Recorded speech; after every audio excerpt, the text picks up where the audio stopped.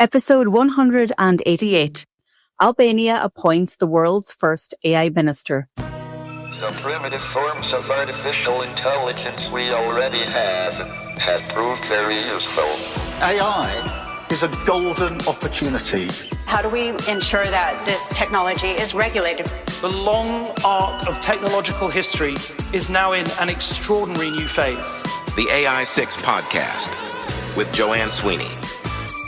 Today I'm talking about something that sounds like science fiction, but is now a political reality.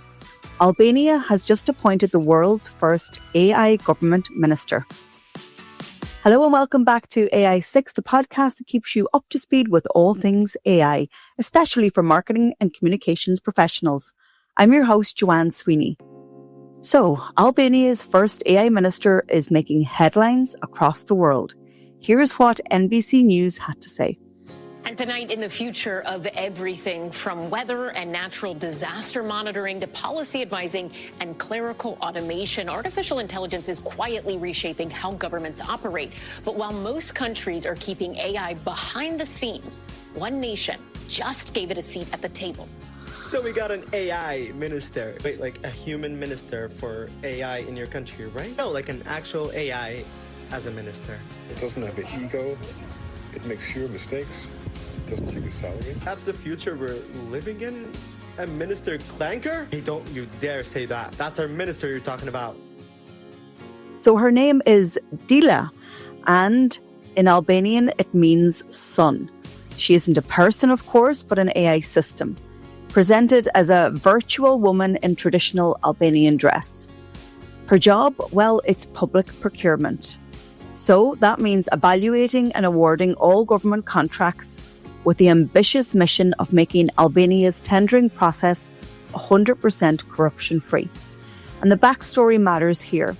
You see, Albania has long time struggled with corruption, and its Prime Minister, Edi Rama, has tied Dielia's role directly to the country's bid to join the European Union by 2030.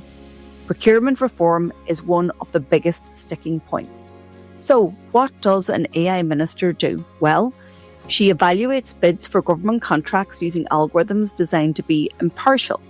She selects winners on technical and financial merit, and results are published online for public scrutiny.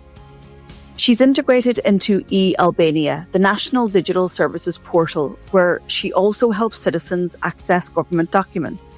In fact, that's how she started out, as an e-government digital assistant. The system was built with Microsoft and is designed to minimise political interference, bribery and favouritism. Of course, can you have an AI minister? Well, Albania's constitution, like I would imagine very many others, say that ministers must be adult, mentally competent citizens. And Diella is neither. She's software. So legally, her appointment isn't strictly true. However, some people have said this is a symbolic move by Albania, given their EU ambitions. So, where does her decision-making lie, and who is accountability? Well, if a minister makes a bad call, you can vote them out or even prosecute them. But what if an AI minister makes a mistake? Who then is responsible? Is it the Prime Minister, the programmers, the team that are overseeing it, or the machine itself? And let's not forget about bias. The government hasn't really explained how much human oversight there is, and how algorithms are tested, or how citizens can appeal her decisions. So that raises many questions. But it's true to say, Albania's experiment is fascinating. On the one hand, it's a bold attempt to entrench corruption using technology, and on the other hand, it's a global test. Other countries will be watching closely.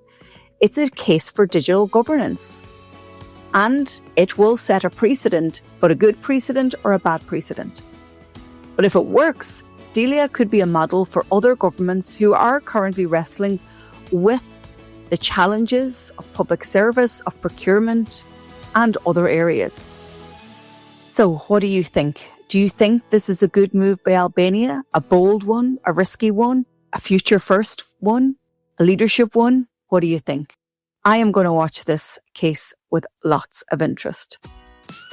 If you enjoyed today's show, please share it with a pro that you know. And if you want to learn more about AI for marketing and communications, then get your hands on a copy of my new book, AI Playbook, available for Irish readers at aimarketingplaybook.ie or on Amazon for international readers. I'm Joanne Sweeney.